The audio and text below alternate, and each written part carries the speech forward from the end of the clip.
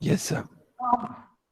So now this first case is very simple because lambda is less than this. So I can simply offer you to hold lambda for yourself and 1 minus lambda for me. And I ask that I will not give you any price for it. You are happy because you are getting lambda x and lambda y and everything is done. But the problem arises if lambda is on the either in between or to the right. That means that actually you if you offer lambda, that does not clearly prevent the entry threat post acceptance, because then that would depend on the existence of conditions 5 alpha star. So if I have an alpha star which makes this condition 0, so whether lambda is to the left of alpha star or to the right of alpha star. Now we know that alpha star always belongs to between hx and hy. So now we'll move on to the another simple case that lambda is to the right of this. So which means that I know alpha star is in between and lambda is to the extreme right. And then I will look into what kind of strategy and will be optimal. Okay. And case 2 will be the intermediate where lambda will be between these two, and which I'm leaving it to you for your homework and exercise. In the full paper, you will get some analysis of that along with the characterization of the results in terms of the diagram. Okay. So now, when I move to, so before I finish case 1. So now, pooling contract is one possibility. Second possibility is I can also have separating contract. How? I will simply allow the high type to choose something here. So I will give you a offer that you choose, you hold more than lambda, and I give another offer in the menu that you choose less than lambda, and it is your choice. Okay, you choose whichever contract you like. But if I give you to the left of lambda, I will pay you low types price. And if I give you to the right of lambda, but still less than hx, I will ask you to pay me because I am allowing you to hold more shares than your reservation fee. And that payment I can make commensurate with the outcome that it is high state of demand. Okay, clear? Okay, is it all right? So that is essentially giving you now the separating contract that I can choose SOI, which would mean that I own more than 1 minus lambda, and POI is the price that I will pay, but that POI will be this particular thing, lambda y minus 1 minus SY y, depending on what exactly SY I have chosen, which is to the left of lambda. On the other hand, for the SX, I will be choosing 1 minus alpha x. So I'll be choosing some alpha x point, which will be between lambda and hx, but I will ask you to pay me. Okay. So only the high type would be willing to pay. So these two offers will be then separating. Low type will accept this offer, will never accept this high type's offer. On the other hand, high type will never accept this low type's offer because the payment that is being made by the foreign firm for the extra share that the foreign firm is willing to hold is lower amount. Okay. So this is the situation. Now we would consider case 3. So now case 3, I told you that what we are in lambda, which is to the right of hx and hy. And then we have one more, if we want to implement our S1 strategy, which means that we are thinking of a menu of contracts so that both types accepts. Okay. Now look, both type accepting the offer means that there can be separating contract and there can be pooling contract. But in both cases, in the case of separating contract, your shareholding must be to the left of hx for the x type, because separating contract means after the acceptance, types are automatically revealed, right, by the acceptance of the contract, and it has to be to the left of hx. It could be equal to hx, that's not an issue, but it has to be up to hx. Okay. So if I want to implement a separating contract, it has to be to the left of hx. But if I want to implement a pooling contract, a pooling contract can be somewhere there is alpha star sitting here. And if I am able to buy until alpha star, then it's, and if they are accepted by both types, then I'm done, because at this alpha star, my future entry credibility is no longer there. Okay, so entry is not feasible. Okay, so I have these two options. One is to give a pooling contract at alpha star. Another is to a separating contract, but that separating contract has to be to the left of H. Now note one thing, your lambda is sitting here to the right. Okay, now you are allowing the host firm to hold more shares, right? Now when you are allowing the host firm to hold more shares, whether it is in separating, that is to the left of HX, or in pooling where the cursor is there, so you will see that you are allowing the host firm to own more shares. Okay, fine. That means you will be charging money from the, sorry, no, you guys are not stopping me. You are allowing the host firm to enjoy less shares, right? Sorry about it. So I was talking about more and none of you stopped me. So as compared to lambda, I am allowing you to own more shares. Sorry, again I am making a mistake. I am allowing the host firm to own lower share, which means I have to pay the host firm. Otherwise, host firm will not accept it. Now, when I pay, now my adverse selection problem is acute, because I have to make payment so that both types accept, and I have two possible options, either to separate out both or to offer something which is pooling. Now, to separate out both, I have to make some offer which is to the left of HX to the high type. As soon as I do that, by accepting that, the low type will be able to get the distance from lambda to that particular point, that amount of shares it is actually conceding to the host foreign firm at a higher price X. Otherwise, X will not accept, and Y can pretend to be X and choose to accept that contract. So the Y type will be able to get more than its reservation payoff, and that is exactly the information range that happens in case of asymmetric information. You are not able to push both of them to the reservation payoff. Okay, so given this particular game and the structure, your offer to the high type host firm has to be to the left of HX, which means you have to buy lambda minus that particular point amount of shares. Don't consider this lambda. Lambda is on the right hand side. So lambda minus that particular point of shares at high type price, then only high type will accept. And by host firm, low type, simply by mimicking, can actually get more payoff, because this additional amount of shares being bought at higher price. Okay. So from separating contract, what we will be getting a payoff which is lambda minus HX is the minimum that I have to buy from the X type. Otherwise, X type will not accept.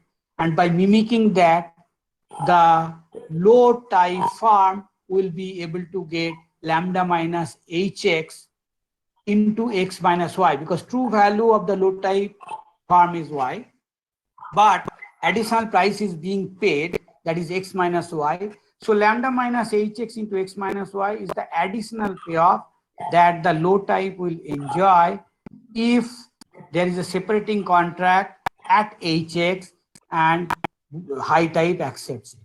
Now, that particular amount is the information range. I have to allow the low type to get that information range and then separate out. So now I can give an offer which will be separating contract, that okay, I am giving you lambda Y plus this particular highlighted amount as your total payoff, and I am buying you out completely. Okay. So now imagine that you are giving him lambda Y plus this particular amount to completely buy out. Now that particular offer will not be accepted by the high type, because you are giving this additional rent, but you are actually taking over the low type, and that's the final price you are paying. So lambda y plus this. Now accepting this contract, the high type will not be happy. So high type will not accept that complete buyout contract. That means with the low type will only accept. So I'm able to separate out by the contract that I give hx, that means alpha x equal to hx, and px equal to lambda minus hx into x, and a complete buyout offer allowing for the information rent to the low type, which is lambda y plus lambda minus hx into x minus y. Okay, so that gives you that by that separating contract, I will be able to obtain this total payoff if I make it acceptable to both of them. Okay, and that is acceptable to both of them when I give hx and the corresponding price, and a complete buyout offer that foreign firm completely takes over the domestic firm and give lambda y plus this amount. So both types accepting the two different menu of contract. Okay, so this is my separating contract, and this is the low cost separating contract, lowest cost, because the information rent, that is lambda minus hx, is minimized. If I want to give anything different to high type that is lower than hx, then actually I am buying lambda minus hx plus that epsilon amount, so that the higher amount at the additional price, so the rent will be higher for the low type. So to minimize the information rent appropriated by the low type because of the asymmetric information, this is the optimal payoff from separating contract. On the other hand, I have option of a pooling contract. And what does that mean? Pooling contract mean I will simply give you alpha star, and that alpha star I was telling you that it will be in between this, okay, these two numbers. So lambda minus alpha star I will buy out, but how much should I pay? I am buying out extra amount of shares. So the HX has, sorry, X type has to accept it.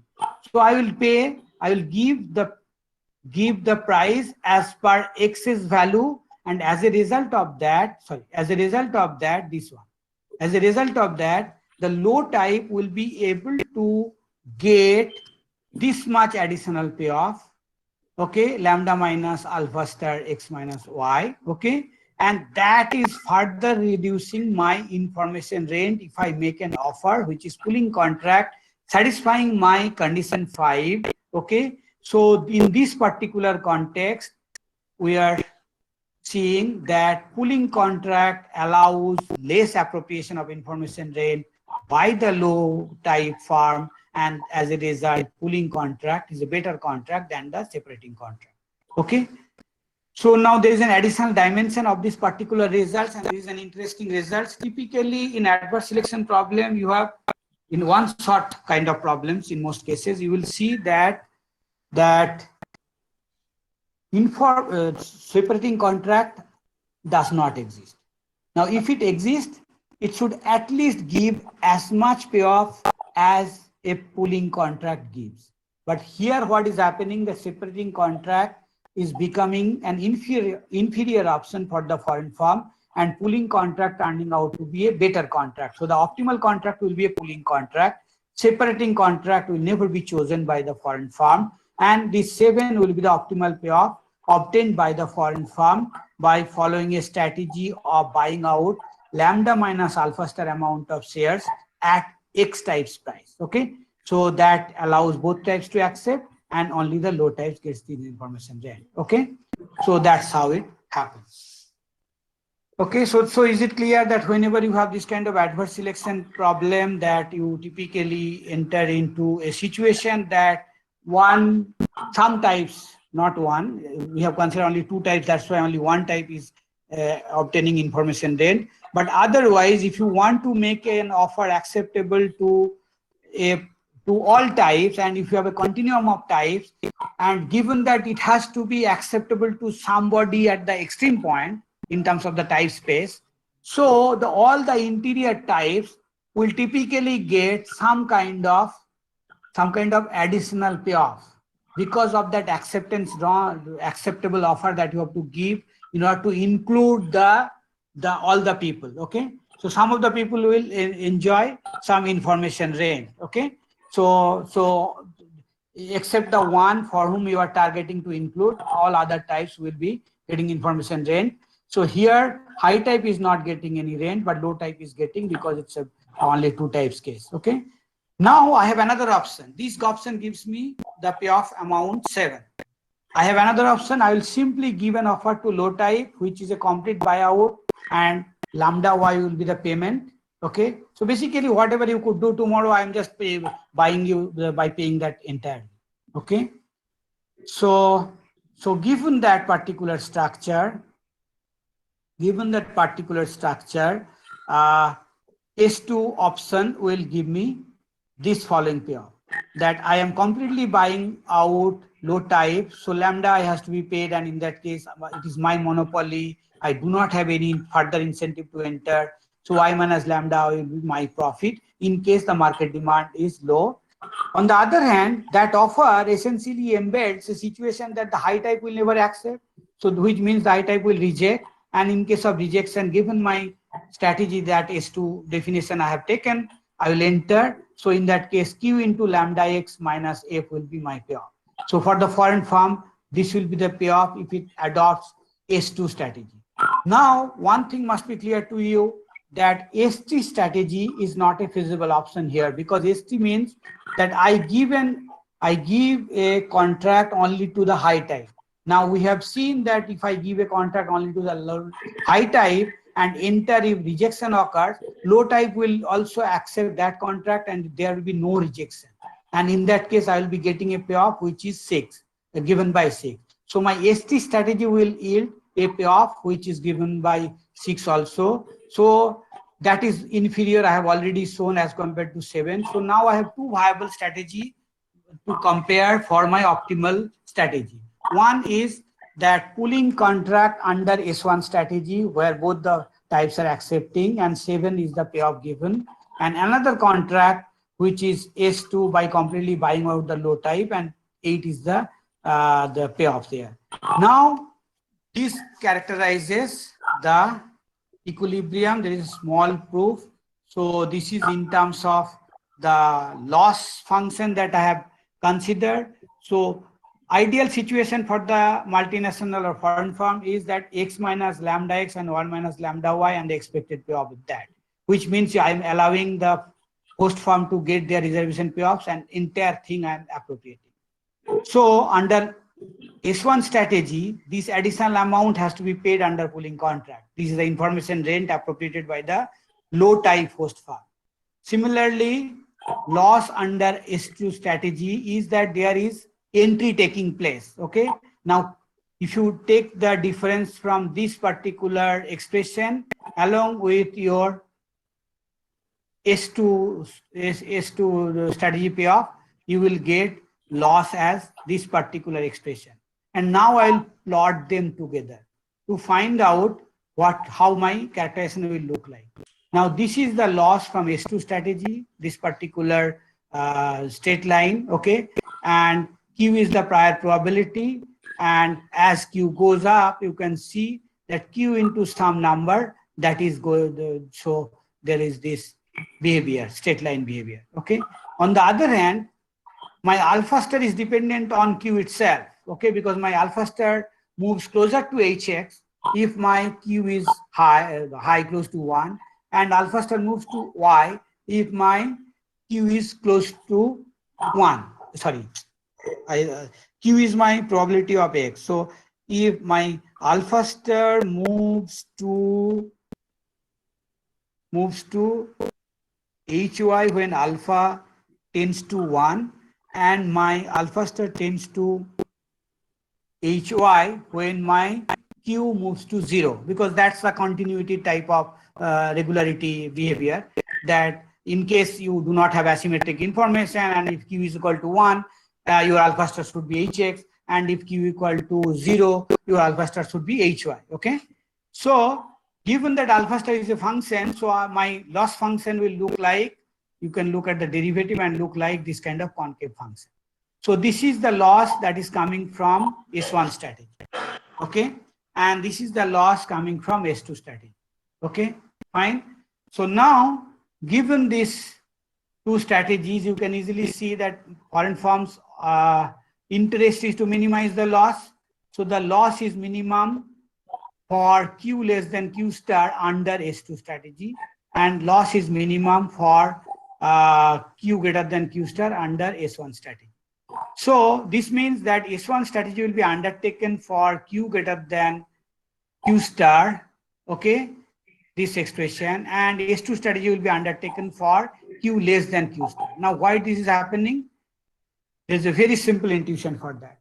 So if Q is high, what does it mean? That means that you are expecting that the market in all likelihood will be with high state of demand.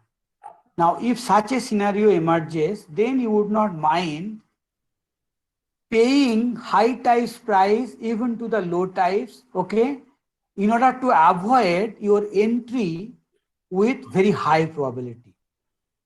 Because if the rejection occurs, it will happen for the high type, and Q tends to 1 means the probability of the market being high, that means host firm being high type, is very high. So I would not like to recourse to S2 strategy. So I will recourse to S1 strategy. So I would not mind paying information rent, but in expected terms, that is very little I am paying, because in all likelihood I am expecting that for this higher range of Q, that actually my market demand is high. On the other hand, if Q is lower than Q star, then I am bothered. I am bothered about the information rent. Imagine Q is very close to 0. And if Q is very close to 0, that means that I am paying information rent, which is with probability 1 minus Q, which is very high. Okay, so my expected payoff will be low. So that's why for Q less than Q star, I will use the strategy that, okay, I will give a complete buyout offer at low types demand condition, right? And given that low types demand condition, if it is rejected, I will enter. But that probability of that entry is very low because Q is very low. Entry is taking place only for a situation when the rejection occurs. Now, for Q low, it is all likelihood that the demand is low, and in that case, we know the low type guy is accepting the offer. So, with very high probability, the acceptance is occurring. With very little probability, rejection is happening, and with that low probability, after rejection, I am entering. So, my expected payoff is lower. Okay, so this is the intuition, and this is for the case 2 outcome, and I'm giving you the case 2 as your own homework, and you should read that. Okay, and then Q2 characterization will be either that this particular concave curve will be starting from here and going like this. So in that case, you have a non-linear characterization of S1, S2 strategies. So that means only you get S2 for the middle and S1 for the low as well as for the high values of Q. Okay, and or you have this situation where everywhere you are getting your loss from S1 strategy low. So as a result, you will always make an acceptable offer, and takeover or acquisition will be happening all the time. Okay, so with this, I am ending this particular demand uncertainty and adverse selection story. Do you have any questions? Yes, sir. Yeah. Sir, I have question on previous one that you said that low type will never accept the separating contract given to high type. So I have one question. It may be like some stupid one. So No, doesn't matter. You tell me. yes. So sir, if low type accept the high type contract, then they will get alpha XY plus में price that will be negative of X. So it will look, whatever. Think it simply, and then the algebra will automatically follow. Simple thing is that low type, by accepting high types offer, will get some payoff. And I told you that payoff will be higher because I am buying high type, larger amount of shares, and low types that rent will be appropriated. Low type will appropriate it. Now I am giving you the alternative offer that, okay, I know you can pretend to be high type and get some higher payoff. Now with complete buyout, I am giving you the same payoff, not lambda y. I am giving you lambda y plus the additional payoff that you are expecting by mimicking to be high type. So then you have no problem accepting that offer. Yes. Right? So so low type under separating contract is given whatever he could get from accepting the high types offer. That's why he's separate. It is separating itself out. Otherwise, it will have incentive to stay put with the high type and pretend to be high type all the time. So in order to separate, you have to always give information range. If you don't give, then you are heading for pulling. And pulling may be a bad pulling because you are giving unnecessarily the high types, thinking about that it is high type and paying everything there, like an high type agent you are behaving with. Okay. So I know there is with some probability there is a presence of a low type guy, and then I'm just trying to, I know how much additional payoff that guy will be getting by pretending. I'll simply offering, look, I do not see you. It's like online class. I am simply giving you two different options. Either you accept this contract or that contract. Now, both contract for the low type is a situation of indifference. Given that I am allowing for the information range to the low type even on the other contract. But for the high type, one contract is strictly inferior. If you remember the way we did some of this in the job market signaling context also, that kind of offer that how the types are separated out, okay, or whatever, in the other adverse selection context also, that you are forcing them to choose different things. And not by any force, but making them indifferent between 2 points. And then by the assumption of the modeler, I am assuming that when you are indifferent, you are not a sadist person as such, and I am making the tie-breaking assumption in favor of my advantage to separate out. Okay? So that I can fully characterize all these outcomes. Clear? Okay, sir. Okay, sir. Means the lower one will be indifferent in separating content. One will be indifferent, higher one will be strictly inferior. Okay, so the indifferent guy, I'll push him to and make him to choose the other point. Higher guy will never go there, and that's how it will be done. Okay, sir. Thank you, sir. Okay, so today's class is over, and sorry. I know there are some queries about Fastman JAD. I think you please sort it out with yourselves, and the mistakes are possible. Okay, it's not that all papers are fully they're foolproof in a sense that there can be mistakes, but check if the mistakes are so serious that it alters the results, then you are up for your own investigation and write down some corrections regarding that. Now, whether that corrections will be publishable or not is a different matter altogether, because that depends on the novelty. And in this context, I can tell you a story that I heard from some of my colleagues in the earlier days. So idea was that one of the students of Stiglitz went to Stiglitz and says that there are problems in some paper of Stiglitz. Okay, so then Stiglitz says, yeah, I know there are problems. Then he said, there are this kind of mistakes in those steps. He said, yeah, even if the algebra is wrong, then the results are correct. Then the guy said that no, sir, results are also not correct. Then Stiglitz says, well, in that case, the spirit of the result will hold. Okay, so this is kind of in a kind of gossip. I heard this story, but these are a very kind of plausible story for most papers in life, and that's why sometimes you will see that some papers are also corrected by the author themselves, or somebody subsequently writes some papers to disprove that the previous results were wrong. Okay, so this is the ongoing research, and it's like vaccine development. Any innovation, any development will always be fraught with different kind of mistakes, and then over time it improves. Okay. But sir, even in AER papers, can we expect Yes, such yes, yes. mistakes?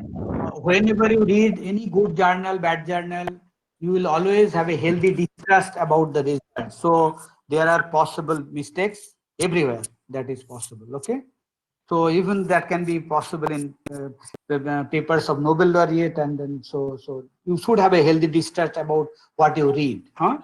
And that gives you not only your own mental exercise but also help you in understanding that whether you are understanding things correctly. Okay, but in this particular context, if you strongly feel, and if few of you get together and correctly disprove, then you just write that up and send it to me, and I'll check. Okay, just the Okay, sir. mathematics. Thank you. I'm not asking you to write papers. Okay, by pointing out that these steps we from here to here, this the paper claims this, but the result will be this, then I can check them. Okay. Sir, I guess there are just minor issues with algebra. But even the algebra, if there are minor issues with algebra and you correct it also, then you can send it to me that these are to be corrected in this manner. Okay. Oh, okay, sir. Any question?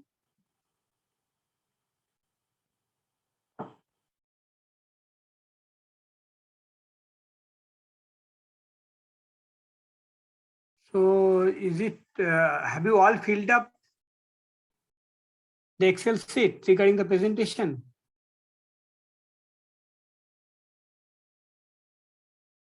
Hello? Yes, sir. Yes, sir. Okay, good. So when are you starting? I'm yet to see it.